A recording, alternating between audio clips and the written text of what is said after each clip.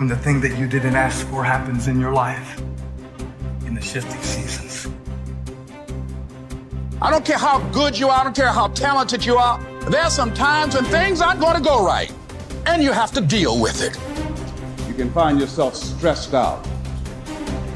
You can find yourself depressed, mentally fragile because of the experiences, the turbulence that you have gone through. You can experience enough pain in life that it can clobber you to the ground, and you believe you can't do it. You believe that this is it for you. No, it's not. What if you told people the story of, hey, I had a fucked up life, but I don't want to tell you that. I'm going to tell you what I'm going to do next, and I'm going to go out and do it. That is what self-development is about. That is what peak performance is about. That is what breaking through self-limiting beliefs is about, is rewriting the story. Because as long as you have breath in your lungs, as long as your heart is beating, as long as you have consciousness in your mind, you can go and rewrite the story of how your life ends. Setbacks will happen. When they do, it's okay to cry, but eventually you have to get over it and move on. It is good to be uncomfortable. I've never met anybody who was terribly creative or gifted or strong in leadership who was also comfortable. It's always those people who say, is there not a cause? Those exceptional people who are uncomfortable with the times and rise to the challenge because they refuse to allow the chaos around them to determine the conqueror within them. People who resist the toll to go down and stand fiercely in spite of opposition and say, I'm going to do it anyway. Forget all your problems. Everyone has the same problems. It's our solutions to those problems that make us different. Do you have the courage to get what you want? It takes courage to achieve your goals, man. It's easy to give up. It's easy to look at these people and make excuses as to why they can do what you can't. You have everything you need to achieve anything. Our great problem is not that we feel that we are powerless, but that deep down inside we feel that we are powerful beyond measure. It's an incredible thought. It's almost a scary thought, isn't it? But it's also true, because the powers that you have are extraordinary. Have faith like a child. Adults are too skeptical. You may not be able to do all you find out. You may not be able to do all you find out, but you should find out all you can do. See, you don't want to wind up at the end of your life and discover that you've lived only 1/10 of it. And the other 9/10 went down the drain. Be curious. Get excited like a child over your ability to make yourself do anything for change. The law of use. And it goes something like this. Whatever you don't use, you lose.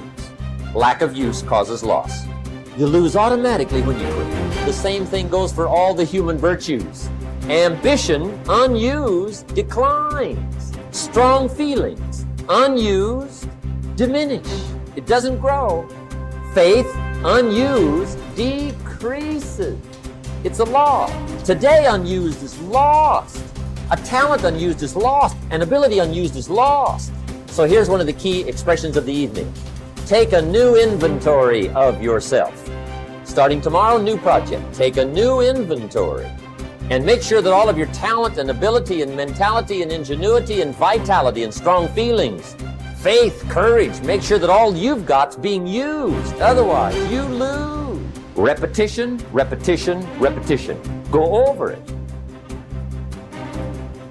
And if you repeat it, go over it, sure enough, someday, some mysterious day, the idea takes root, starts to grow, and shows up in your personality and your lifestyle.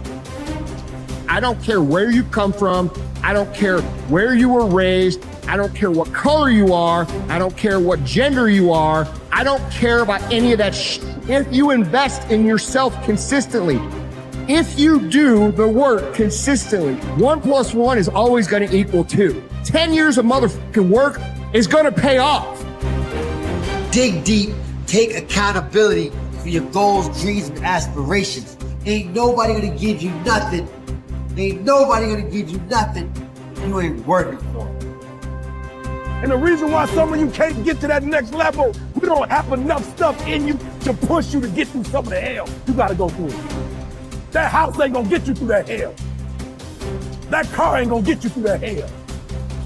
You only go to another level when you're on this level and you eating out of trash cans and you say, enough is enough. I'll do whatever it takes. Do you, be you, for you. Bye.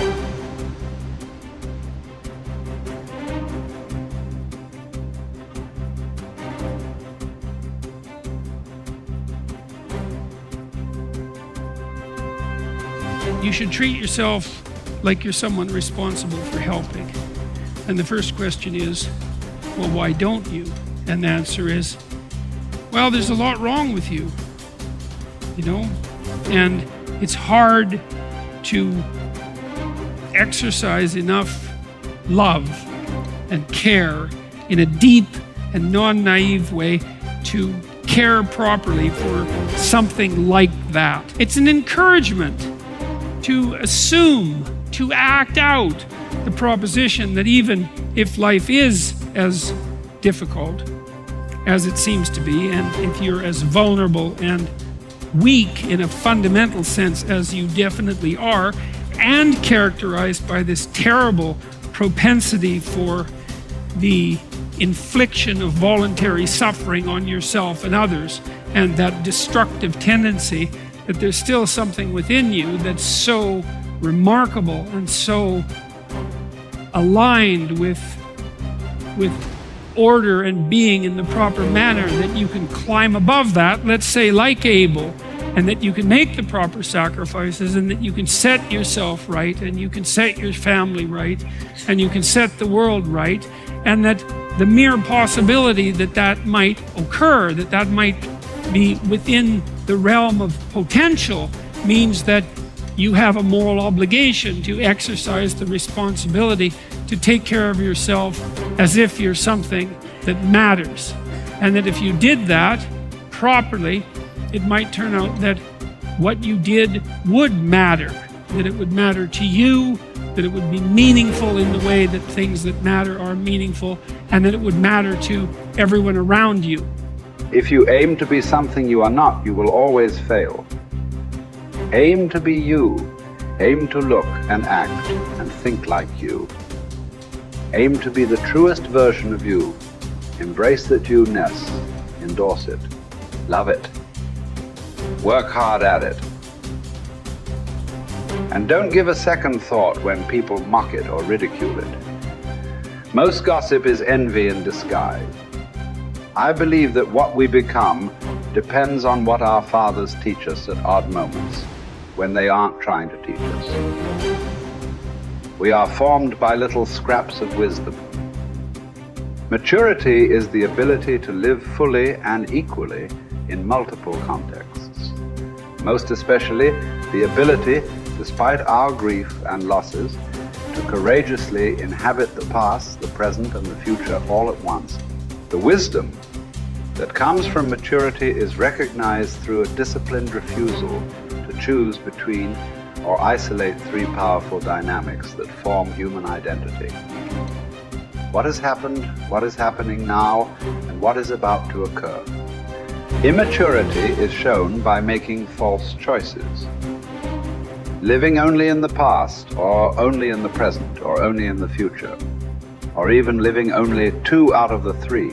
Maturity is not a static arrived platform where life is viewed from a calm, untouched oasis of wisdom, but a living elemental frontier between what has happened, what is happening now, and the consequences of that past and present. First imagined and then lived into the waiting future. Maturity calls us to risk ourselves as much as immaturity, but for a bigger picture, a larger horizon, for a powerfully generous outward incarnation of our inward qualities, and not for gains that make us smaller, even in the winning. People say that what we're all seeking is a meaningful life. I don't think that's what we're really seeking. I think that what we're seeking is an experience of being alive, so that our life experiences on the purely physical plane will have resonances with our own innermost being and reality, so that we actually feel the rapture of being alive. Believe me, there is no such thing as great suffering, great regret, great memory. Everything is forgotten, even a great love. That's what's sad about life, and also what's wonderful about it. There is only a way of looking at things, a way that comes to you every once in a while. That's why it's good to have had love in your life after all, to have had an unhappy passion. It gives you an alibi for the vague despairs we all suffer from.